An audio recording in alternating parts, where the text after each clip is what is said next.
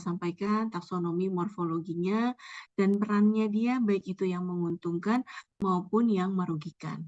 Ya, kemudian dan apa sih metabolit sekunder yang dihasilkan oleh si fungi itu gitu. Itu yang dihasilkan.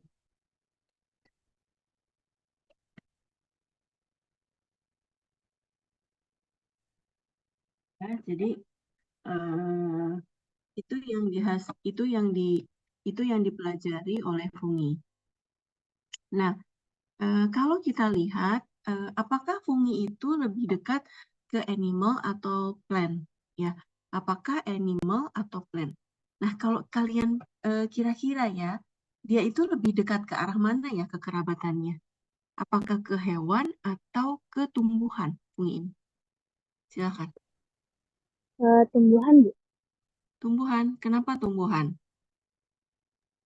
Karena kalau dari segi fisik dan visualnya itu dia mirip sama tumbuhan dan juga kayak dia kan nggak kayak hewan ya Bu yang kayak punya, saya bisa bergerak bebas gitu lah istilahnya.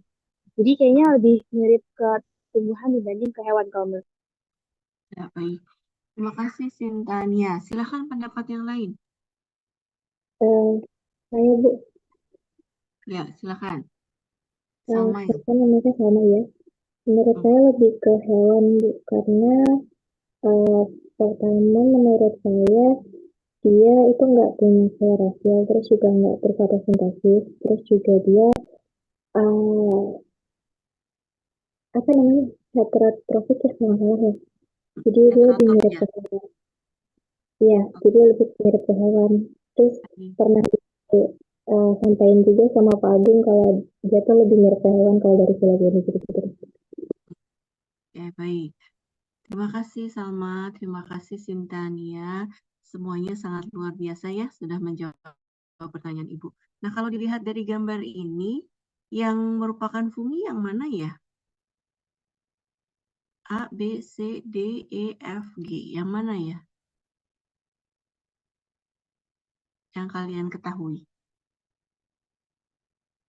Yang mana? Oke, yang A. Terus mana lagi? Yang G, Bu. Yang mana? Yang Ya. yang G, Bu. Oh, J. Ini G. Iya, Bu. Oke, Iya. itu Yang stereo. Ibu. Yang E. Oke. Good. Artinya kalian sudah mengenal ya. Sudah mengenal fungi itu apa, kemudian sudah juga bisa membahas. Nanti kita lihat. Kalau kita lihat tanaman ya, kalau kita lihat tanaman itu menghasilkan nutrisi sendiri melalui proses fotosintesis. Kenapa? Karena dia itu ternyata memiliki organel yang disebut dengan apa? Klorofil. Klorofil. Dengan adanya klorofil, maka dia bisa menghasilkan melakukan proses fotosintesis ya, melakukan proses fotosintesis itu kemudian dihasilkanlah glukosa. Oke, ternyata kalau hewan tadi dikatakan juga bahwa ternyata animal itu they cannot uh, use or they cannot mereka tidak bisa menghasilkan makanannya sendiri. Mereka memerlukan dari lingkungannya untuk dia mendapatkan sumber nutrisinya. Kemudian kalau kita lihat juga ternyata hewan itu juga kalau kita lihat hewan dia bergerak. Kalau kita lihat tanaman dia tidak bergerak gitu ya. Jadi itu salah satunya dia memiliki memiliki alat gerak pada hewan, sementara pada tumbuhan tidak. Nah, tapi persamaan antara hewan dengan tanaman itu adalah sama-sama eukariotik. Ya, eukariotik itu salah satu organisme yang memiliki inti sel, ya, di mana dia inti selnya dilindungi oleh membran inti. Nah, itu sama-sama antara hewan dan tumbuhan. Kemudian pada fungi ternyata ya kalau kita lihat fungi tidak mampu dia melakukan proses fotosintesis. Dia tidak bisa melakukan fotosintesis. Kenapa? Karena dia tidak memiliki klorofil. Nah, sehingga dia itu bersifat heterotrof, bukan autotrof. Nah, kalau kita lihat di sini, ini berdasarkan Whittaker, ya. Kalau kita lihat di sini berdasarkan Whittaker, kingdom dari fungi. Nah, pertamanya itu kan Monera. Kalau kita lihat sistem 5 klasifikasi organisme berdasarkan Whittaker, bahwa pertama-tama di muka bumi ini itu adalah Monera. Oke, Monera, setelah Monera kemudian baru Protista. Protista setelah itu baru dia terjadi percabangan atau diferensiasi, ya, terjadi evolusi sini, yaitu membentuk rantai, fungi serta animalia. Kalau dari sistem kekerabatan, ketika kita lihat juga fungi itu ternyata dia sangat berbeda cara memperoleh nutrisinya, baik itu dengan hewan maupun dengan tumbuhan.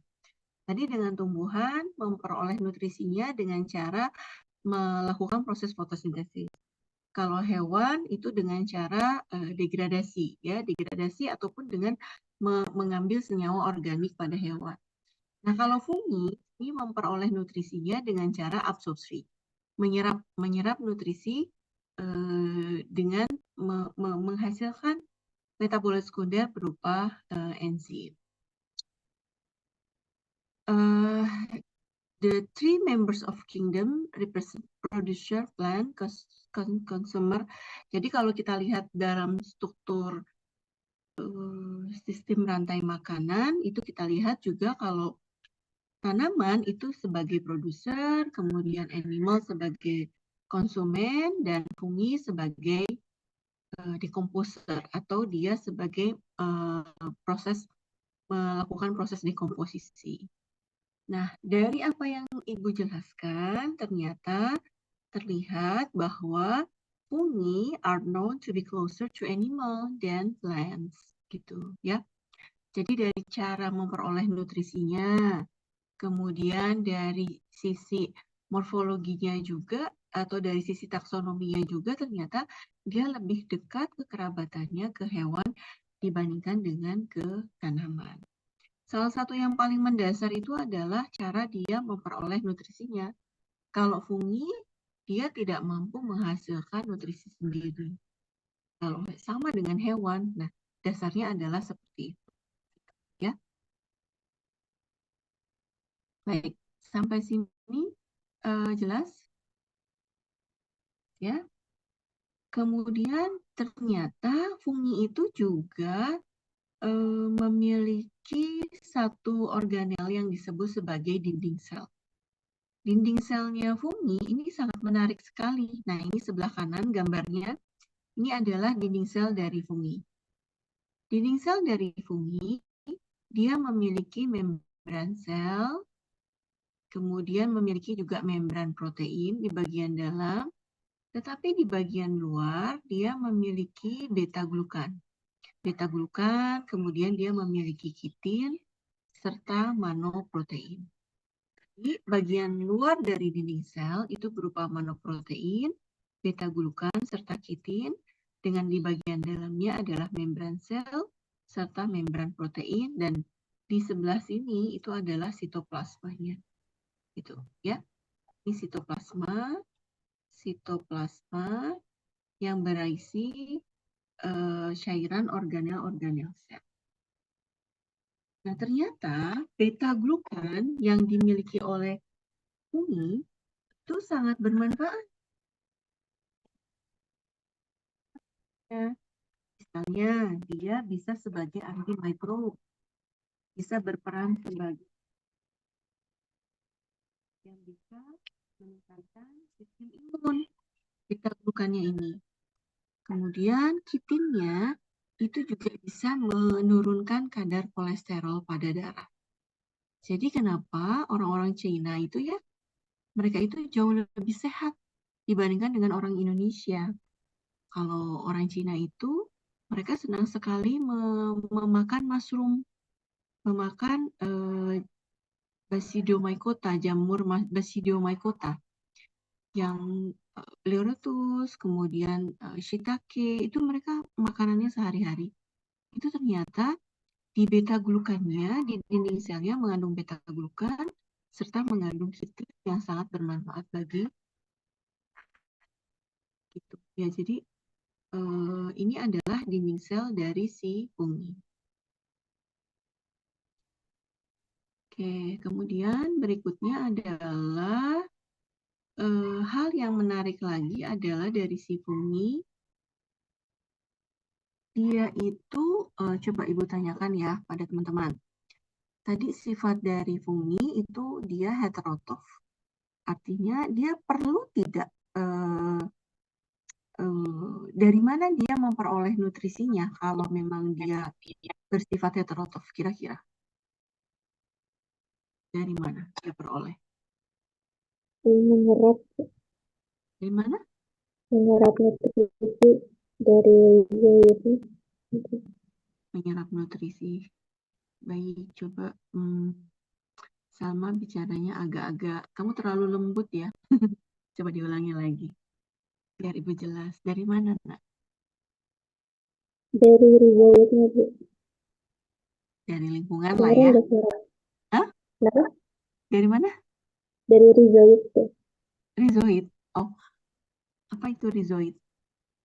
Itu yang eh, Oh, rhizoid apa sih? ini, kamu lihat gambar ini Iya, ya. Baik, rhizoid ini yang kalau kita lihat ya, kamu pernah nggak makan roti ya? Makan roti, kemudian rotinya jadi berubah warnanya. Ada yang warna hitam, ada yang warna apa ya, hijau gitu. Pernah tak roti yang sudah lama gitu? Pernah tidak melihat itu? Nah ya, pernah Ibu. pernah ya. Nah itu adalah fungi. Itu adalah fungi. Yang rhizoid ini adalah hifa ya. Jadi bagian struktur dari fungi yang paling dasar itu dia tersusun dari hifa. Hifa, kumpulan dari hifa, dia akan membentuk miselium. Nah, kumpulan, jadi misalnya ya, Ibu contohkan, ini misalnya hifa. Hifa itu adalah organel-organel yang bentuknya seperti organela yang bentuknya seperti benang, di dalamnya terdapat organela-organela. Nah, kumpulan dari hifa itu akan membentuk banyak sekali, ya, membentuk banyak sekali seperti ini. Nah, ini yang disebut sebagai miselium. Jadi yang kamu lihat di sini ini adalah miseliumnya. Kalau satu buah ini adalah kita sebut sebagai hifa. Nah, dari hifa itu ada yang tumbuh ke atas, ini yang disebut sebagai hifa areal, atau disebut juga spora niofor. Nah, ini adalah genus spora rhizopus ya. Ini adalah sporangium, kemudian ini adalah sporangium. Di dalam sporangium itu ada spora. Nah, spora ini dia yang jatuh di substrat berupa roti ini. Tadi pertanyaan Ibu, dari mana atau bagaimana dia memperoleh nutrisinya? Tentu saja dia mencari sumber-sumber organik maupun anorganik. Nah, setelah itu dia rilis metabolit sekunder berupa enzim ke lingkungannya, kemudian diabsorb atau diserap. Nah, itu adalah cara memperoleh nutrisi dari si fungi. Nah, kalau kita lihat karakteristik dari si fungi apa, yaitu dia semuanya adalah eukariotik. Masih ingat tidak di biologi umum? Apa sih eukariotik? Silahkan. Apa itu eukariotik? Memiliki Apa, Dian? Gak apa-apa, silahkan. Memiliki apa, Dian? Memiliki inti sel ya, Bu? memiliki inti sel. Zahra, sedikit lagi, memiliki apa sebenarnya? Kalau Di membran inti sel, Bu. iya betul Aura. Ya, terima kasih. Kalau memiliki inti sel, prokariotik juga memiliki. Tetapi yang tidak dimiliki oleh prokariotik adalah membran inti sel. Nah, membran inti sel ini dimiliki oleh seluruh organisme eukariotik. Oke. Nah, struktur dari fungi tadi sudah Ibu sampaikan, dia tersusun dari hifa. Apa itu hifa? Hifa itu adalah organel seperti ini, dia seperti panjang gitu ya, tapi di dalamnya itu ada organel sitoplasma, badan Golgi, bahkan organel-organel yang dibutuhkan untuk reproduksi tubuhnya. Gitu. Jadi itu yang disebut dengan hifa. Kumpulan dari hifa itu akan membentuk miselium. Ya. Kemudian sum of fungi adalah uniseluler. Nah, apa itu? Apa yang dimaksud dengan uniseluler? Kalau yang Ibu kalian lihat ini organel ini uniseluler atau multiseluler? Rhizoid ini. Uniseluler atau multiseluler? Yang organel ini. Yang ini. Multi atau uniseluler? Apa? Ayo, Ibu mau kalian aktif menjawab ya. Uni apa multiseluler? Uniseluler ya, Bu. Uniseluler. Apa sih yang dimaksud dengan uniseluler?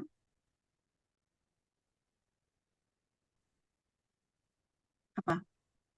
Hifanya cuma dari satu sel tunggal yang memanjang. Ya. Coba Anis Hairunisa, apa itu uniseluler? Anis Hairunisa hadir? Hadir, Ibu. Apa itu uniseluler? Ya, Bu. Apa?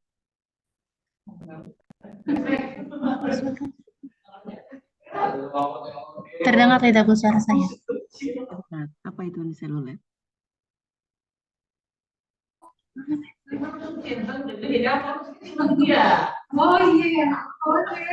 Anis ada yang berada di mana? Di tempat PKL, Bu. Oh, PKL. Ya. Kamu yang angkatan 21, Bu. 2021. Baik. Ya. Mungkin nggak terlalu terdengar ya. Kalau gitu Jose deh. Jose silakan. Jose hadir? Jose Sihombing? Hadir, Bu. Ya, apa itu uniseluler?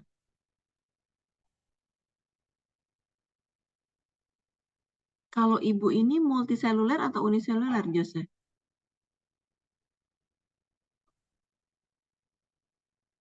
Kalau Ibu, apa gimana, Bu? Sorry, putus-putus. Coba open kameranya.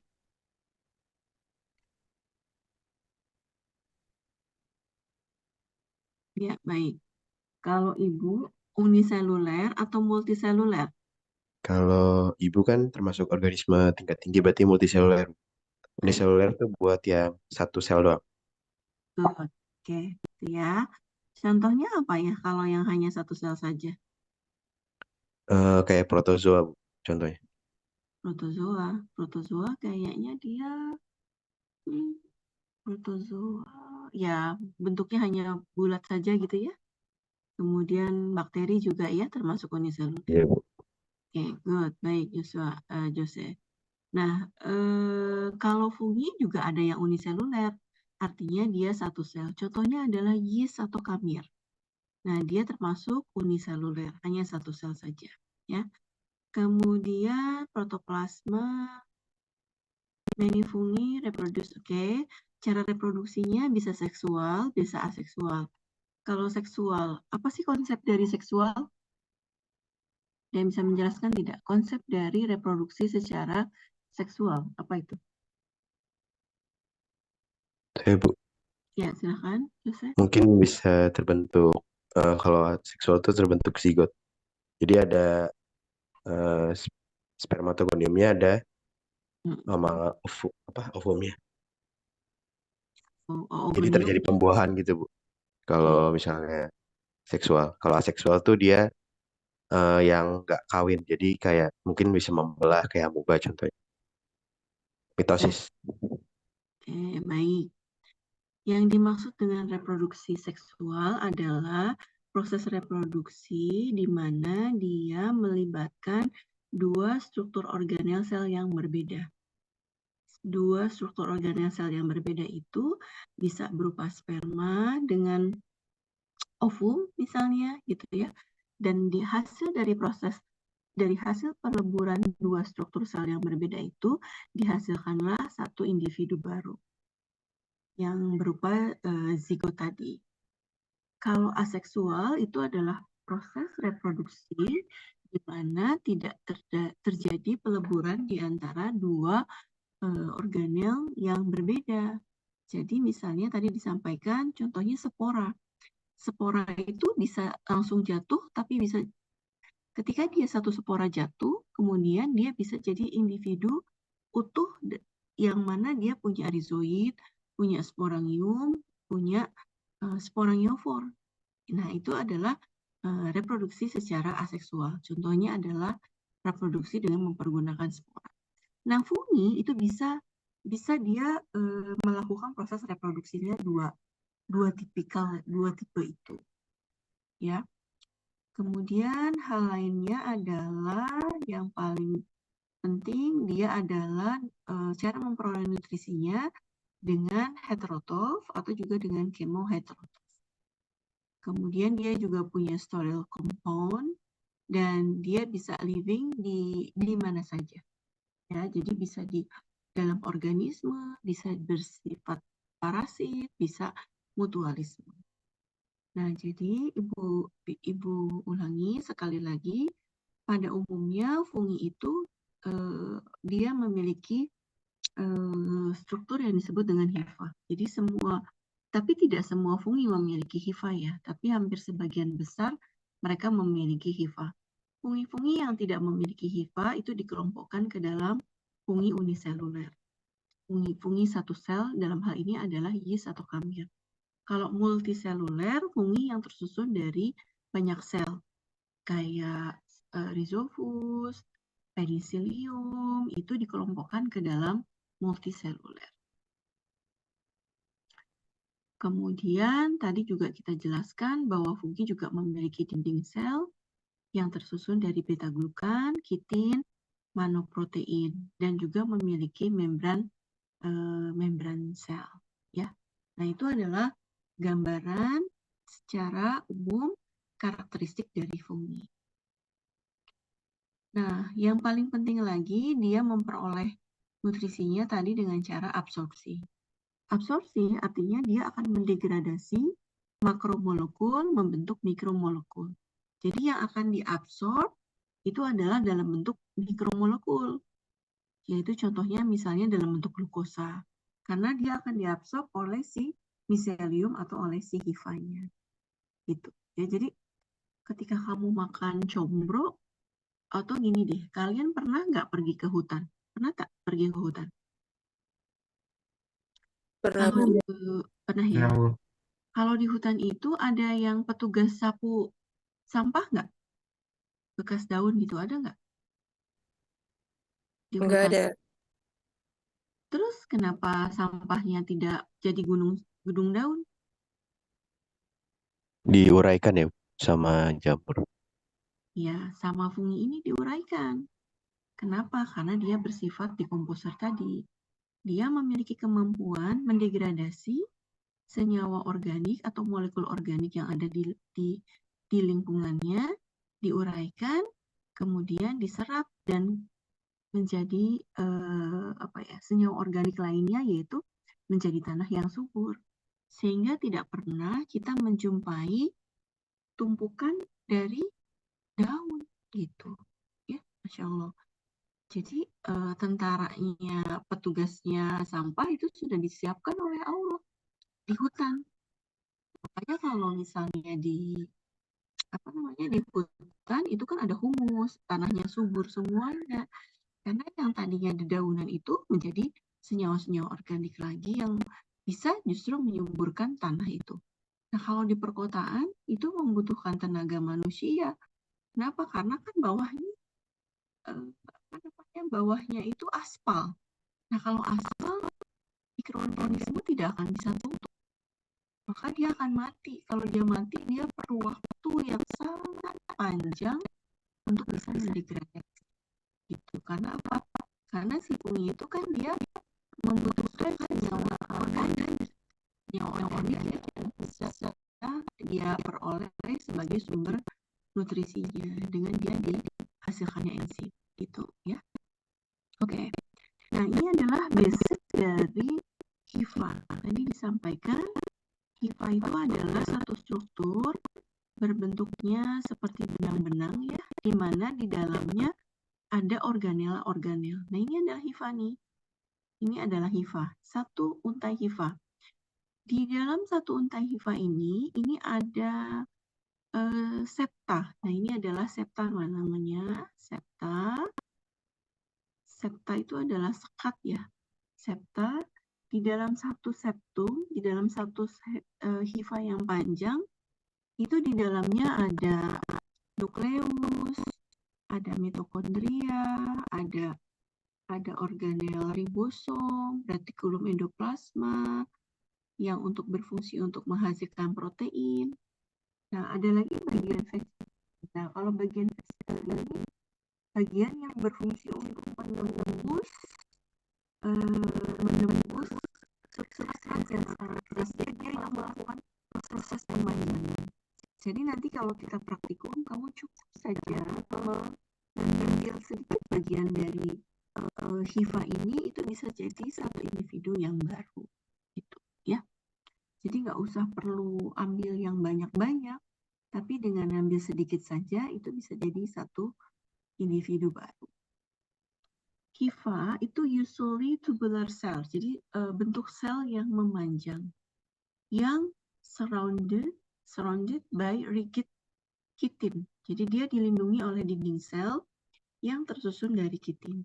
Di dalam HIFA itu ada mitokondria, ada ribosom, ada badan Golgi, dan lain sebagainya. Jadi sebuah struktur sel yang memanjang yang dilindungi oleh dinding sel berupa beta-glukan, kitin maupun manan. Di dalam dari struktur tersebut ada organel-organel yang lengkap seperti nukleus, badan Golgi, ribosom gitu. Sehingga satu potongan HIFA ini ya, kalau kita potong satu potongan HIFA ini, maka dia bisa jadi satu individu yang baru. Baik, sampai sini ada yang ditanyakan? Sudah jelas struktur dari fungi? Jelas? Jelas. Jelas ya. Baik, berikutnya tadi kita jelaskan morfologi dari fungi, ya, morfologi secara struktur dari fungi. Kemudian bagaimana proses reproduksinya? Di awal Ibu sudah menjelaskan bahwa dia bisa bereproduksi secara seksual maupun secara aseksual. Kalau secara aseksual tadi tidak hanya dengan sporulasi tadi Jose sampaikan ya, tapi ternyata dia juga bisa dengan cara tadi Jose mencontohkan protozoa ya, dengan binary fission, dengan peleburan atau peleburan dari sitoplasma. Nah, selain dari tadi dengan cara spora, ternyata reproduksi secara aseksual bisa dengan cara budding atau pertunasan. Nah, nanti kita akan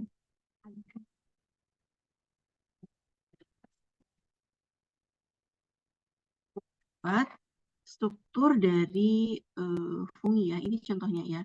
Fungi art. Nanti kita akan belajar gimana caranya kita membuat struktur. Nah, ini contohnya. Ini adalah kelihatan tak ya? Kelihatan ya, mudah-mudahan ya. Nah, kelihatan ya. Ini adalah struktur dari fungi yang disebut sebagai budding. Jadi kalau kita lihat di sini yang besar itu adalah mother cell-nya. Ya, di sini adalah mother cell-nya. Kemudian ada lagi yang kecilnya. Ini adalah daughter cell. Nah, ini yang disebut sebagai budding. Nama lain dari budding adalah pertunasan. Jadi, si mother cell akan membentuk daughter cell atau sel anakan. Kemudian lama-lama daughter cell-nya itu akan membesar, organelnya komplit seperti mother cell-nya, kemudian nanti dia akan lepas.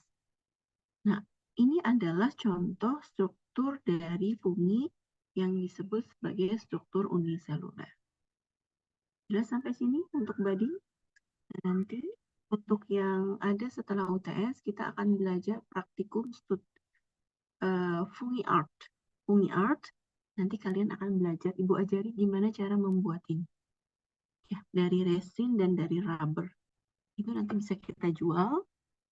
Kemudian nanti yang hasil kelompoknya terbagus, itu yang akan mendapatkan nilai yang baik. Akan Ibu ajari gimana caranya. Kita akan pelajari komposisinya supaya dapat hasil yang optimal. Ya, oke. Kita lanjut ya. Budding. Kemudian ada lagi dengan cara fragmentasi. Kalau fragmentasi itu patahan-patahan hifa. Jadi hifanya tuh akan patah. Ada lagi sklerotia. Sklerotia itu adalah satu struktur hifa yang mengalami penebalan. Nah, ketika dia akan lepas, dia akan menjadi individu baru. Nah, itu adalah sklerotia. Jadi, ini adalah proses budding. Budding adalah proses asexual reproduction di mana akan terjadi proses replikasi dari mother cell-nya. Jadi ini yang gambar A ya, ini adalah parent cell, di mana kemudian parent cell-nya ke gambar B terjadi tunas, kemudian terjadi proses divided sitoplasma, sitoplasmanya membelah atau berbagi sitoplasma, kemudian inti selnya juga. Nah, sehingga dia akan membentuk satu individu baru yang sama dengan induknya. Tapi kadang-kadang pada yeast ini juga dia tidak lepas nih. Antara si daughter cell-nya dia tidak lepas, sehingga membentuk seperti hifa atau yang disebut sebagai pseudohifa. Apa itu pseudohifa? Pseudohifa itu adalah hifa semu, di mana pada intinya dia bukan hifa sesungguhnya, tetapi adalah daughter cell yang terus-menerus membelah, membentuk seperti hifa semu. Nah, pada kamir Candida albicans itu mampu membentuk pseudohifa ini. Jadi kamir yang penyebab keputihan pada organel wanita itu bisa menyebabkan bisa memiliki bisa membentuk pseudohifa ini. Ya. Oke, itu cerita tentang tadi cerita tentang budding. Sekarang cerita tentang binary fission. Apa itu binary fission? Binary fission adalah proses reproduksi secara aseksual di mana dua sel terbagi menjadi dua dan di antara dua sel tersebut dia akan memiliki DNA ataupun kromosom yang sama. Jadi ini proses binary fission atau proses reproduksi di mana terjadi proses pembagian dua sitoplasma menjadi dua bentuk yang berbeda ya, dua bentuk. Jadi ini ada satu sel, kemudian DNA-nya melakukan proses replikasi, terjadi sitokinesis, terjadi proses pemisahan dua sel yang berbeda. Nah, sehingga ada two identical daughter cell. Jadi ada dua sel yang memiliki struktur, fungsi, dan sifat yang sama. Nah, ini yang disebut sebagai binary fission. Baik, sampai sini ada yang ditanyakan? Apa itu yang dimaksud dengan binary fission? Silakan, ada yang menjawab. Apa itu binary fission? Proses reproduksi yang Proses reproduksi secara aseksual, Bu. betul, proses reproduksi secara aseksual. Kemudian apa lagi? Jadi seperti yang Ibu tadi jelaskan tadi, dia nanti akan ada satu kromosom yang dewasa, nanti dia akan melakukan replikasi, setelah itu dia akan ada sitokinetesisnya, dia membelah maksudnya menjadi dua organel yang berbeda. Baik, yang mana masing-masing daughter cell-nya itu memiliki DNA yang sama dengan induknya. Ya. Nah, itu yang disebut sebagai binary fission. Oke. Berikutnya adalah fragmentasi. Fragmentasi itu atau fragmentasi adalah proses reproduksi secara aseksual di mana parent organism break to fragment each. Jadi hifanya itu membelah. Jadi proses pembelahan dari hifa membentuk fragmen-fragmen tertentu, membentuk fragmen, membentuk potongan-potongan hifa. Nah, itu adalah fragmentasi, fragmen ya. Nah, dari proses potongan-potongan hifa itu dia bisa membentuk koloni yang baru. Nah, ada lagi sklerotia. Apa itu sklerotia? Sklerotia itu adalah compact mass. Jadi ini yang hitam-hitam, pernah nggak ngelihat ya? Kalau kalian nanti mungkin kapan ya kita lihat di atas permukaan miseliumnya itu ada bentuk bintil-bintil seperti hitam seperti ini. Nah, ini adalah sklerotia. Sklerotia itu adalah miselium yang membentuk compact, membentuk padatan, yang mana dia dilindungi oleh struktur yang sangat yang sangat kuat sekali titinnya, dan itu akan berbentuk dorman. Nah, apabila sklerotia ini jatuh ke medium yang cocok, maka dia akan membentuk individu baru.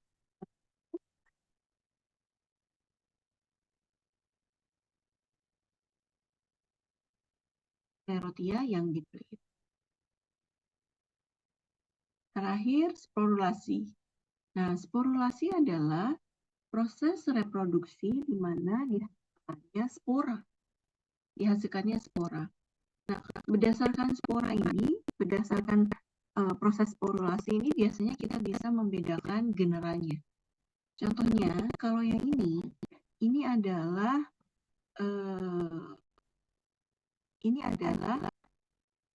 Aspergillus. Ya, kenapa Aspergillus? Kalau Aspergillus, sporanya semuanya di luar, semuanya terpapar dengan lingkungan. Nah, ini adalah sporanya. Dan dia punya struktur, ini adalah hifanya, kemudian di sini adalah konidiofornya, kemudian di sini ada vesicle. Ada vesicle itu adalah pangkal dari conidiofor yang mengalami pelebaran. Itu adalah vesicle. Di atas vesicle itu ada metula. Di atas metula itu ada vialit. Ada vialit, baru sporanya. Nah, tipikal ini adalah tipikal yang dimiliki oleh Aspergillus. Gitu. Nah, kalau yang tipikalnya seperti ini adalah tipikal yang dimiliki oleh Penicillium. Nah, jadi dari sini aja kalian sudah bisa mengidentifikasi mana yang termasuk genera Aspergillus, mana yang termasuk genera Penicillium. Kalau genera Penicillium itu biasanya dia conidiophore, dia punya branch atau cabang seperti ini. Punya branch, dia nggak punya vesicle, dia tidak memiliki vesicle ya. Kemudian metulanya juga bercabang-cabang. Metulanya bercabang, di mana setiap metulanya itu juga memiliki sterigmata ataupun conidia. Gitu. Ini adalah sterigmata atau vialit, kemudian di sini conidia. Sebenarnya bentuknya hampir sama dengan Aspergillus, tetapi Yang membedakan adalah dia tidak memiliki vesikel. Yang dimiliki oleh penicillium, dia memiliki metula yang bercabang. Nah, ada lagi Rhizopus. Kalau kelompok Rhizopus, dia punya struktur seperti ini. Ujung dari sporangiofor itu dia punya sporangium atau kotak spora. Di dalam sporangium ada banyak spora. Nah, ini adalah genera dari Rhizopus. Jadi dari sini aja kalian udah bisa membedakan 3 genera. Aspergillus, Penicillium, dan ya. Coba Ibu siapkan papan tulis ya. Boleh dicoba tak? Ya, bisa nggak ya kita menulis di papan tulis dari sini? Kalau di Zoom ini bisa tak? Ini whiteboard. Oke, whiteboard. Baik, sebentar. Nah, kalau di whiteboard ini kalian bisa menuliskan tidak? Silakan, mahasiswa. Bisa tak? Tolong gambarkan mana yang termasuk bagian dari penicillium. Siapa? Silakan. Mutiara Asyafa. Bisa menggambarkan struktur dari penicillium? Mutiara Asyafa.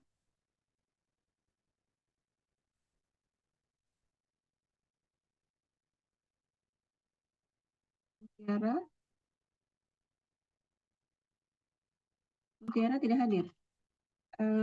Kita break dulu 2 menit menunggu Mutiara dan yang lainnya. Silakan kalian ambil minum dulu.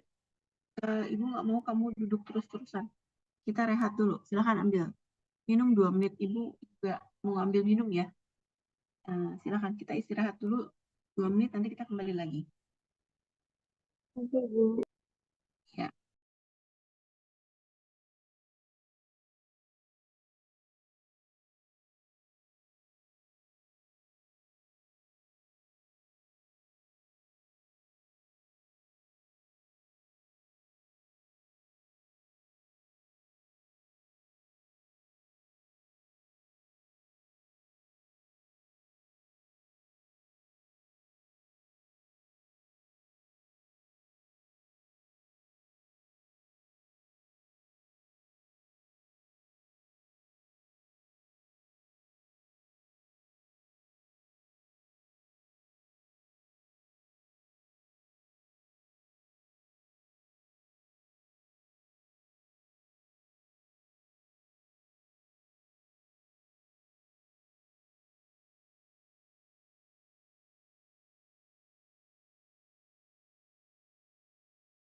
Baik, kita kembali lagi ke sini.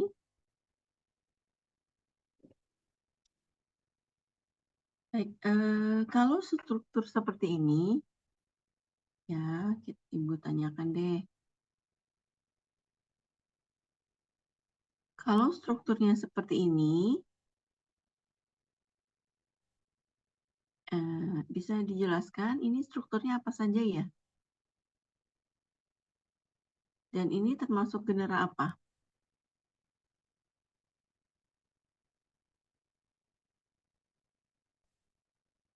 Ya, silakan. Ini apa?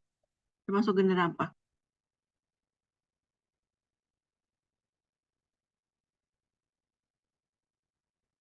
Raihan? Anda Raihan? Hadir? Raihan hadir?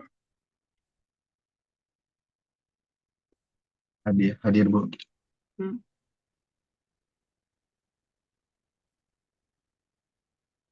Ini genera apa Raihan? Bagian yang mana Ibu? Ini termasuk genus apa? Tadi Ibu tanyakan, Ibu sudah jelaskan ini termasuk genus apa?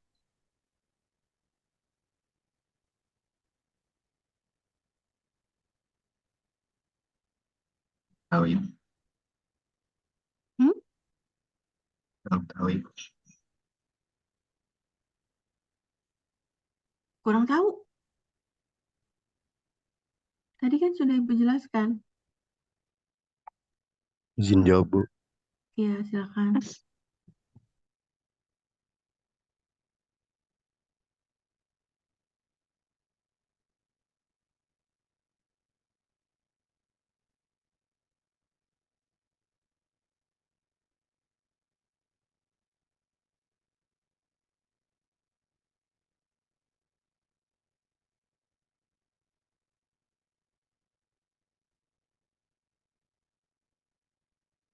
Apa?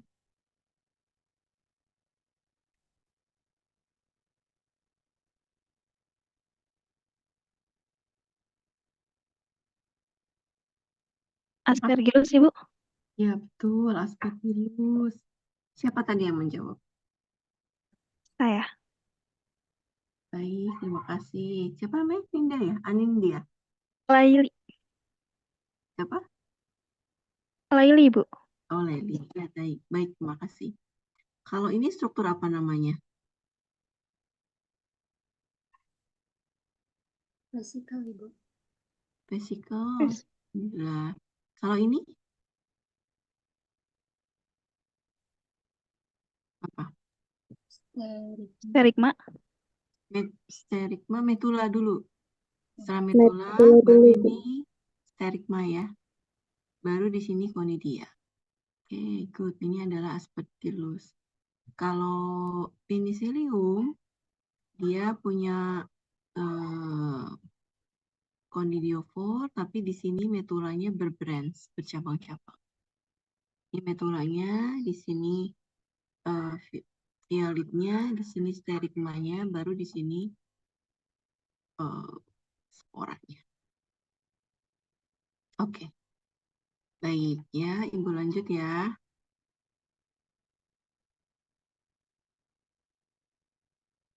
Ini cerita tentang proses reproduksi. Kemudian, nah proses reproduksi itu, ya, sekarang kita cerita tentang proses reproduksi secara seksual. Ada melewati 3 tahapan.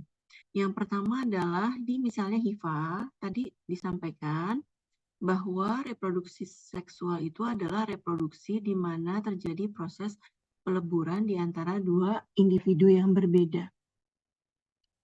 2 individu yang berbeda, yaitu HIV positif plus dan HIV negatif. Bentar ya, Ibu ini dulu.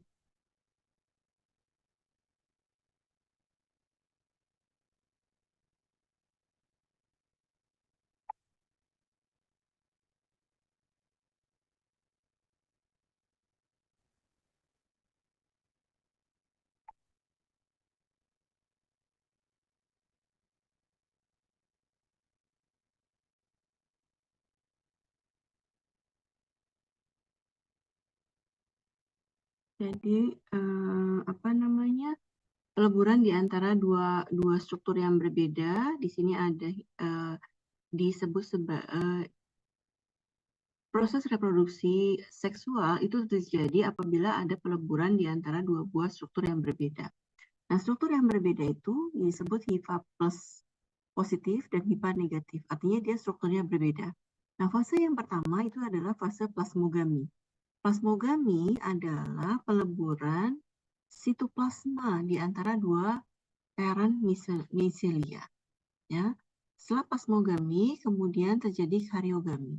Kariogami terjadi di mana 2 nukleus dibentuk dari 2 individu itu melalui proses diploid, kemudian terakhir meiosis. Meiosis adalah diploid nukleus, dua inti sel itu bergabung menjadi satu, menjadi proses meiosis 2N gitu ya, maka terbentuklah yang disebut sebagai spora aseksual. Nah, spora aseksualnya askospor dan basidiospor. Nah, 2 diploid ini melalui proses meiosis itu membentuk satu haploid.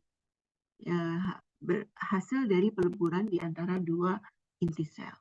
Jadi 1M ya. Maka ini yang spora yang dihasilkan ini adalah spora seksual. Ada 2 spora seksual, yaitu ascospor, basidiospor, kemudian ada lagi zygospor, juga termasuk proses spora yang dihasilkan dari proses reproduksi secara seksual. Baik, sampai sini yang ditanyakan? Ya, lanjut. Nah, sekarang kalau kita lihat, kenapa sih fungi itu penting? Nah, fungi itu dijadikan sebagai alternatif pakan. Bisa sebagai sumber food dan yang sangat bermanfaat buat tubuh kita. Contohnya misalnya di sini segala macam mushroom yang edible itu bisa digunakan. Atau misalnya di sini mushroom itu juga bisa dijadikan sebagai sumber source nutrisi ya. Kemudian juga bisa untuk proses pembuatan roti, proses pembuatan bir dengan yeastnya, kemudian proses dihasilkannya enzim dan lain sebagainya. Ini contohnya juga tempe. Tempe juga dihasilkan dari proses hasil reproduksi dari fungi. Kemudian dia juga sebagai sumber medisin. Contohnya misalnya penicillium, itu bisa dijadikan sebagai antibiotik. Nah, yang menarik lagi adalah dia juga bisa dijadikan sebagai pigment, source of natural pigment yang dihasilkan oleh si fungi. Nah, hal lain yang paling penting, misalnya ini adalah riset Ibu ya. Ibu juga risetnya ke arah probiotik, nanti kita akan belajar bagaimana fungi bisa kita jadikan sebagai agen probiotik. Pro itu artinya fungi yang ada hidup di dalam tubuh kita. Jadi dia live hidup di dalam tubuh kita. Dengan adanya mikroba yang baik, maka mikroba yang jahat itu tergantikan. Kemudian ini juga contoh produk-produk yang mengandung probiotik. Contohnya asinan ini ya. Asinan dari sawi ini juga mengandung banyak mikroba probiotik. Nah, ini adalah contoh produk probiotik. Contoh adalah produk probiotik, gut health probiotik yang sedang coba dikembangkan oleh BGI ya di sini. Nah, ini adalah contohnya di mana di dalam satu gut probiotik ini menghasilkan billion atau bahkan triliunan mikroba yang positif. Sehingga kalian menjadi lebih sehat, lebih tidak terkena penyakit misalnya. Nah, itu salah satunya apabila rajin mengkonsumsi probiotik. Nah, fungi bisa dijadikan sebagai agen probiotik.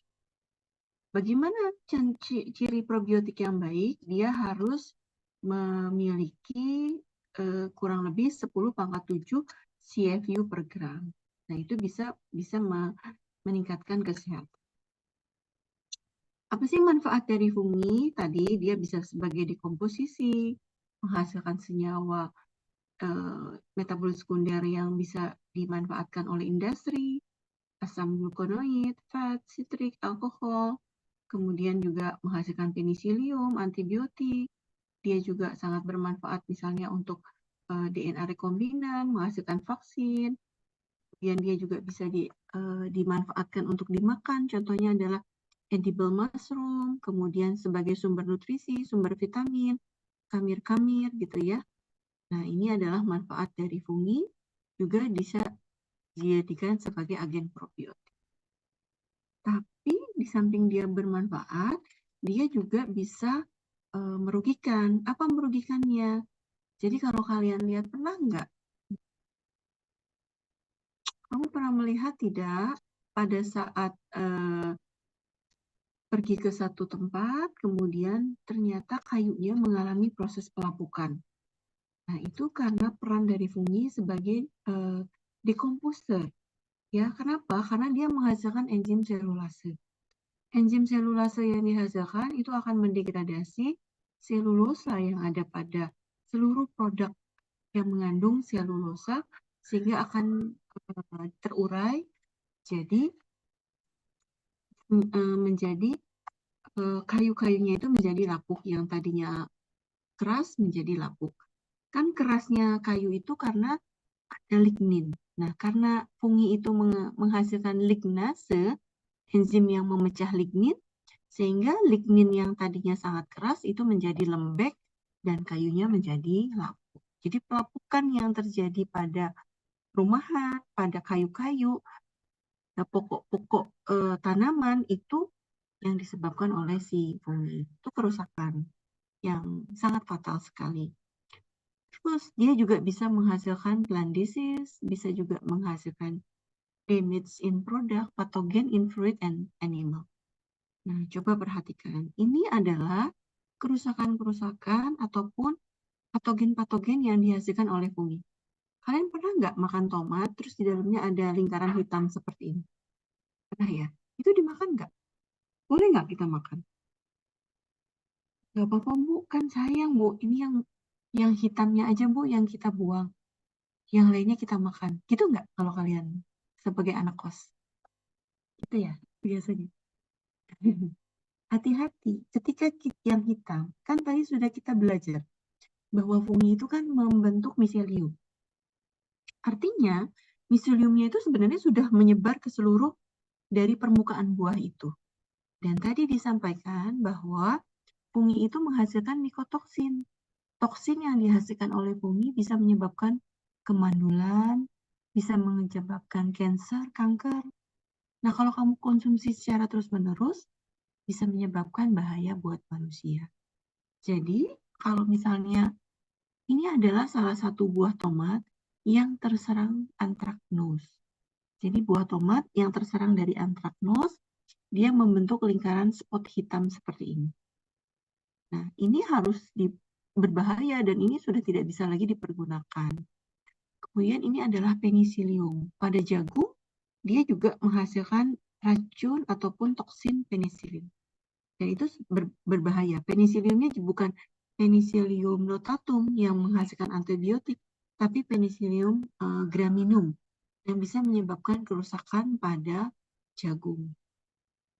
Kemudian ini juga spot-spot ini bisa menyebabkan layu pada tanaman.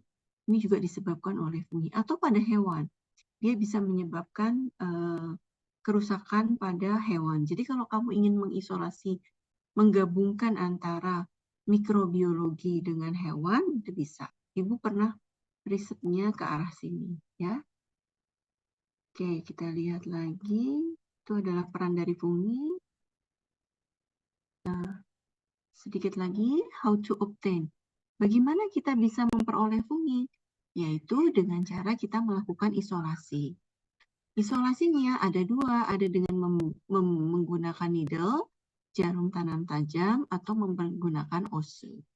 Nah, ini bisa kita lakukan. Kenapa? Karena tadi sudah kita pelajari bahwa fungi bentuknya sangat sederhana, sangat kecil, yang tidak memerlukan alat yang besar, yaitu kita hanya memerlukan ose serta jarum tanam tajam.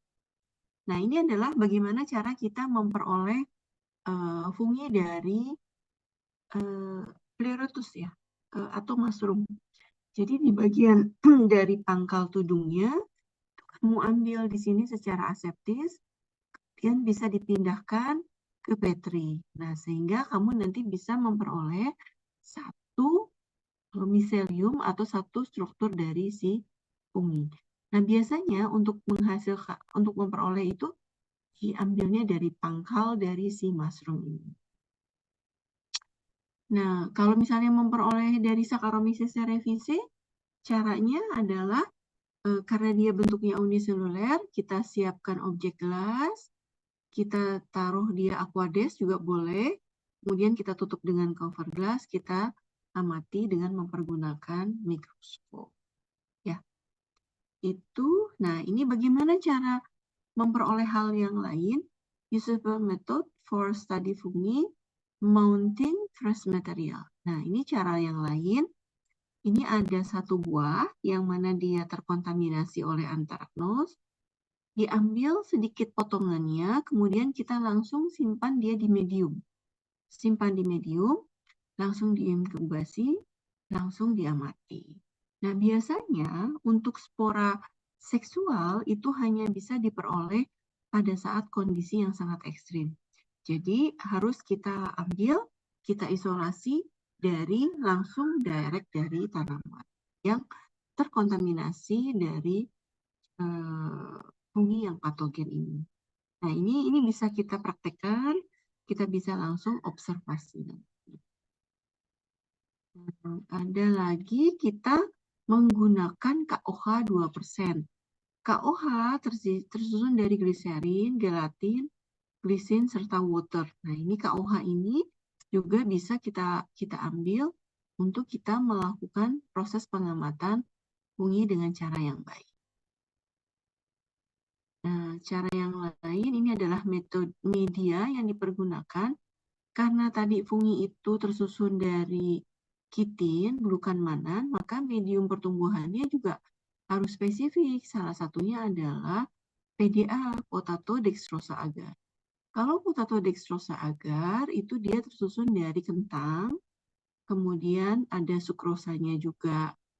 Ya, jadi kita menumbuhkan itu sesuai dengan karakteristik dari si fungi. Kalau kita tumbuhkan dengan medium yang lain tidak boleh saja, tapi pertumbuhannya tidak akan sebaik kalau dengan mempergunakan PDA. Nah, medium lain itu adalah malt extract atau Sabourous dextrosa agar. Nah, kalau kita perhatikan semua media polisakarida, ya polisakarida karena kita ketahui bahwa kita tersusun dari beta-glukan dari makanan. Nah, ini adalah autopreservation tidak usah, nanti aja kita akan lakukan dan Ibu akan menjelaskannya nanti di lain kesempatan. Baik, sampai sini ada yang ditanyakan? Sedikit saja deh, tidak apa-apa, autopreservation ya. Nanti kita sekilas saja, jadi tidak apa-apa. Sebentar, Ibu lanjut lagi. Autopreservation. Nah, reservasinya itu bisa nanti akan kita pelajari lebih mendalam itu dengan kita mengambil mata kuliah biodiversitas fungi. Itu bisa akan Ibu pelajari, Ibu berikan ya kalian bagaimana cara mempreservasi. Ada dengan cara cryopreservation, ada dengan cara juga kalau cryopreservation itu kita menyimpannya di cairan liquid nitrogen. Jadi seperti ini. Caranya gimana? Ini ada satu macrofungi, kemudian kita ambil, kemudian kita masukkan ke dalam cryobox ya. Di dalam cryobox itu sudah ada cairan yang melindungi bagian dari sel, seperti misalnya apa ya? Gliserol. Nah, gliserol itu adalah cairan yang bisa digunakan untuk melindungi bagian dari si sel sehingga tidak rusak. Kemudian disimpan di kulkas overnight, baru dimasukkan ke dalam minus 80. Nah, Ibu akan mulai praktek nih cara preservasi di minus 80. Alhamdulillahnya kita sudah mulai ada kulkas cryo minus 80 sehingga mudah-mudahan nanti koleksi UNGCC menjadi lebih terjamin. Ini adalah cryopreservation dengan disimpan minus 80. Caranya, jadi itu bisa tahan secara lama. Nah, ini ada freeze drying. Nah, alat ini juga alhamdulillah sudah ada di kampus kita. Bagaimana cara menyimpan dia akan berubah bisa sampai puluhan tahun. Jadi kalau sudah meninggal, si mikroba itu masih hidup. Jadi sampai 100 tahun itu masih bisa tersimpan dengan baik-baik dengan cara cryopreservation. Ya. Kemudian berikutnya apa? Nah, kalau kamu nanti career di bidang ekologi, kamu jadi apa? Kalian bisa bidang akademik research, bisa ngajar seperti itu, bisa juga sebagai peneliti, bisa juga sebagai coaching, atau di herbarium kolektor keeper. Jadi gimana caranya supaya di koleksi yang mengandung zelulosa itu tidak rusak. Contohnya di museum itu ada kurator khusus melakukan preservasi supaya bahan art ataupun koleksi seni itu tidak terkontaminasi dari si fungi ini. Nah, ini pengen kita ke museum, kemudian nanti kita lihat bagaimana cara mereka mempreservasi. Nanti bukan cari tahu ya, jangan dicari. Mungkin nanti ada kunjungan kita akan lihat ke museum untuk kita lihat koleksi dari seleksi. Kalian juga bisa sebagai environmental surveyor, forestry management, conservation building, veterinary mycology adalah karir di bidang mycology. Jadi apa kalian pilih. Nah, kalau misalnya di bidang industri juga, misalnya kamu menjadi seorang posting, biofuel production, food and drink production. Jadi banyak prospek yang bisa kalian geluti apabila kalian di bidang mikrobiologi, di bidang mikrobiologi. Nah, tugas itu adalah how to mix life for fungi. Coba cek YouTube Ibu, kemudian perhatikan, like and subscribe ya. Kalau memang berkenan, di situ ada bagaimana cara memperoleh spora dari fungi. Nah, silahkan kalian pelajari, kemudian buat ringkasannya ya. Kalau bisa per individu, bagaimana cara membuat preparat yang baik untuk kita mempelajari fungi.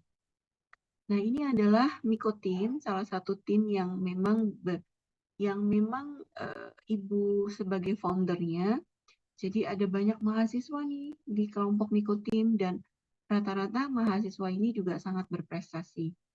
Ada yang lulus semuanya tepat waktu, kemudian kita juga semuanya ada yang presentasi internasional, ada yang kelompoknya yang lulus di PKM, bahkan kelompok kami alhamdulillah yaitu pemanfaatan BSF, larva BSF yang terfermentasi untuk pengendalian kapang patogen Fusarium. Fusarium itu lolos ke PIMNAS. Alhamdulillah tim kami, gitu, timnya Ibu lolos didanai oleh Dikti dan sekarang lolos ke PIMNAS. Nah, ini termasuk kelompok Mycoteam. Silahkan kalau yang tertarik untuk bergabung di Mycoteam. Oke, Ibu rasa cukup tepat waktu. Alhamdulillah kalian sudah mendapatkan gambaran. Nanti minggu depan kita lebih dalam lagi terkait dengan fungi dan aplikasinya. Baik, sampai sini ada yang ditanyakan? Silahkan. Sudah jelas semuanya?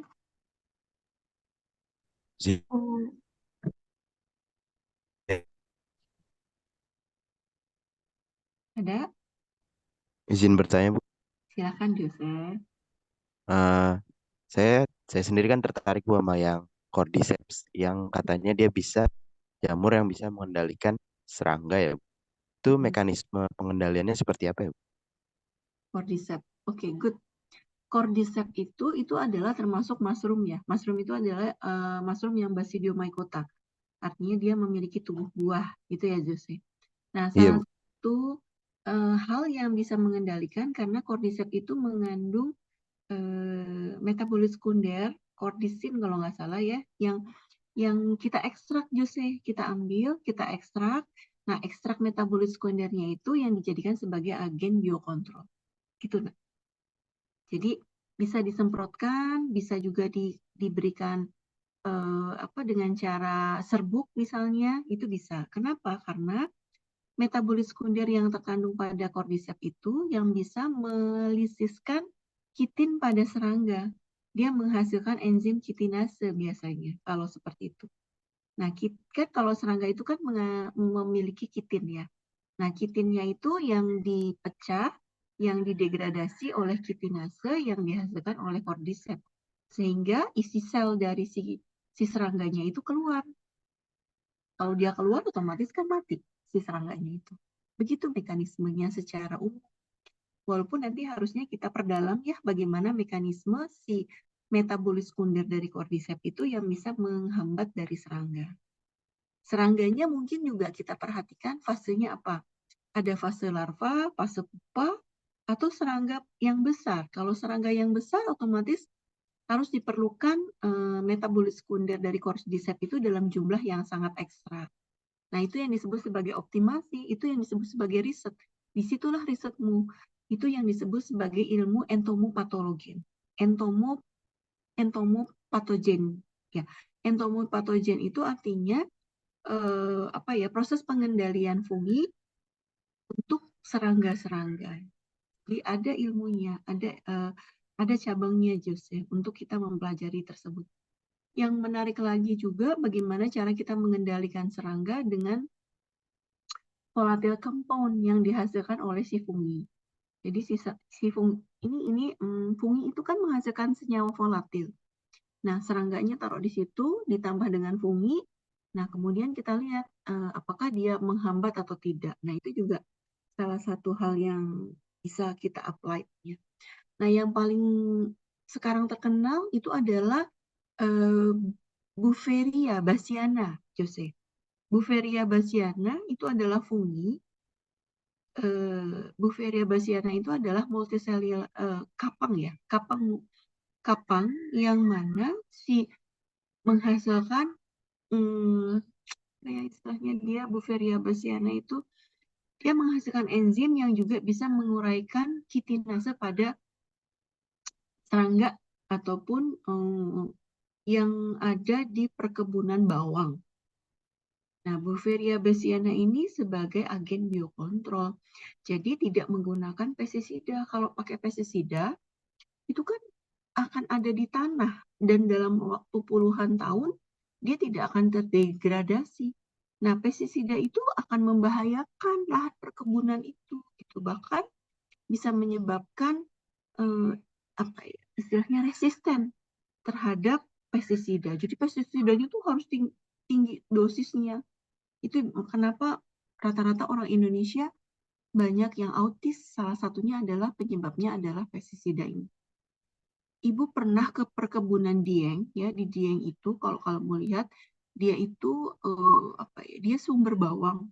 Nah, bawangnya itu kalau kasih pestisida itu dari gunung satu drum-drum besar itu langsung digelontorkan tanpa ada dosis, itu langsung set airnya mengalir ke bawah permukaan gunung. Jadi makanya bangsa kita itu banyak yang terkontaminasi pestisida. Banyak anak-anak kita yang autis, salah satunya penyebabnya pestisida ini.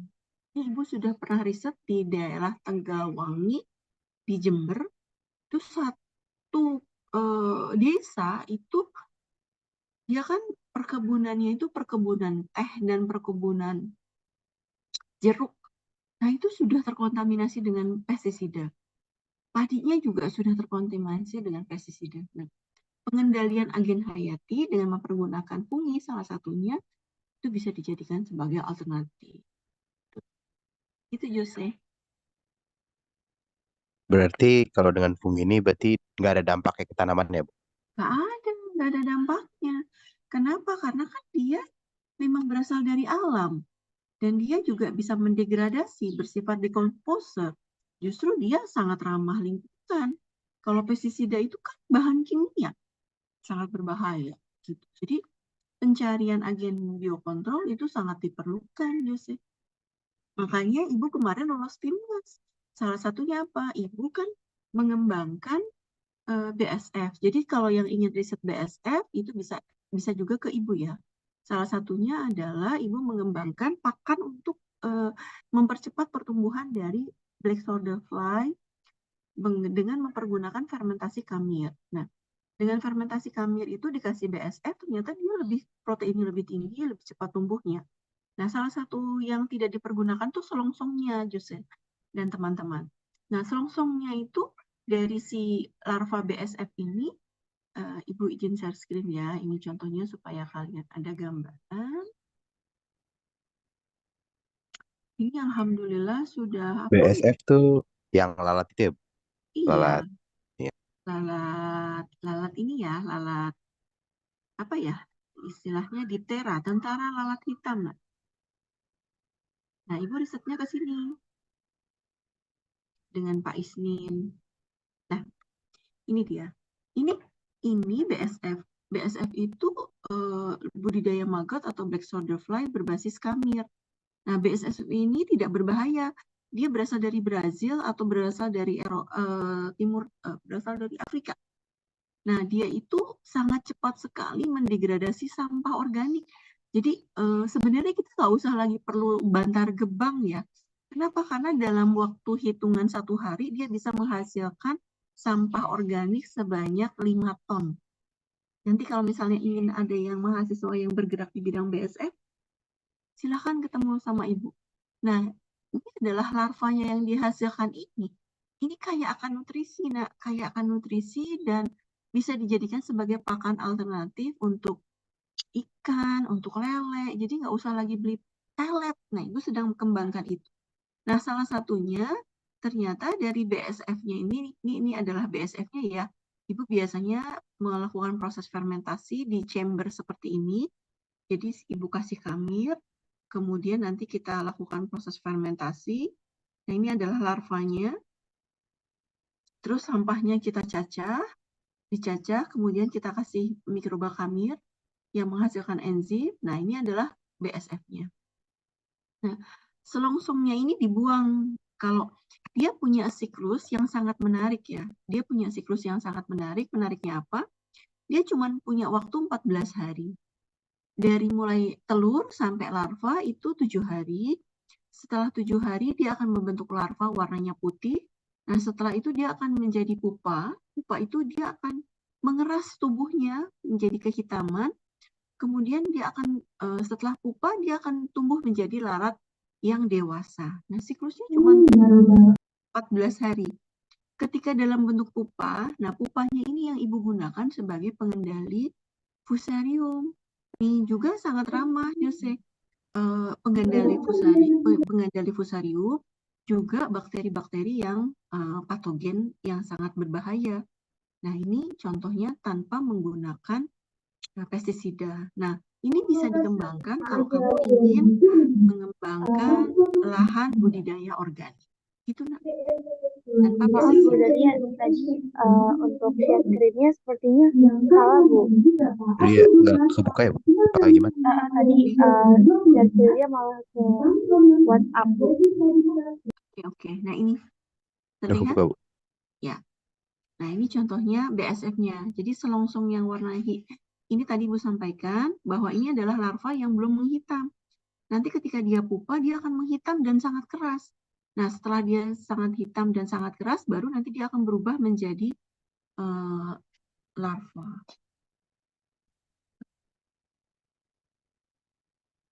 Tuh, boleh. Gitu ya. Baik, sampai sini jelas? Gitu. Jelas, Bu. Makasih, Bu. Ya, Bu rasa cukup ya. Ibu akan ada rapat lagi, jadi Ibu harus segera ke kampus.